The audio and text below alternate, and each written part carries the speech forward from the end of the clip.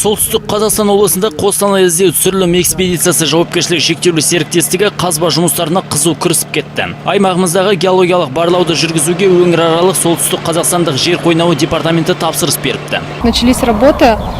Солтүстік өңіріндегі пайдалы қазбалардың орналасу аймағын анықтау бойынша жұмыстар басталып кетті. Бұл істің барлығын республикалық бюджет қаржыландырады. Барлық шаруаға 473 миллион теңге бағытталып отыр.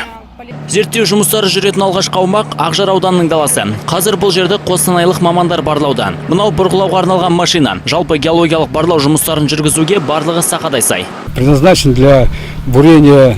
Бұл пайдалы қазбаларды іздеуге арналған ұңғымаларды бұрғылайтын машина. Осы жерде геофизикалық жұмыстар жасалған. Сол себепті де тереңдігі 360 метр болатын ұңғыма жасаудамыз. Негізі барлау жұмысы оңай емес. Бұрғы снарядтарын бір-біріне жалғап, арнайы тереңдікке дейін ұңғыма жасалады. Кейін таужыныс үлгісі алынып, тазартудан өтеді. Геолог мамандардың айтуынша, Солтүстік Қазақстан облысының жер қойнауында уран, титан, жұқа алтын және де мұнай мен газ табылуы мүмкін. Егер сәтін салып, аталмыш бағалы жыныстар анықталса, ғалымдар оны бағалауға кіріседі. Дальше работа заключается в проведении. Біздің мақсатымыз осы жерде геологиялық бағыттар жасау. Бұл жерде пайдалы қазбалардың орналасу аймағын анықтауға арналған 38 іздеуге бағытталған 8 ұңғыма бұрғыланады. Олардың тереңдігі 200 бен 750 метрге дейін жететін болады.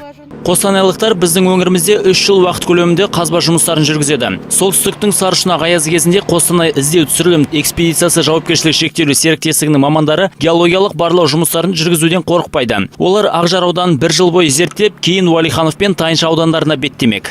Северо-Казахстанской области это очень редко. Солтүстік Қазақстанда геологиялық барлау жұмыстары сирек жүргізіледі. Бірақ 3 жылдың ішінде біз діттегенімізге жетеміз деген ойдамын. Мұнда пайдалы қазбалар көп екеніне сенімдімін.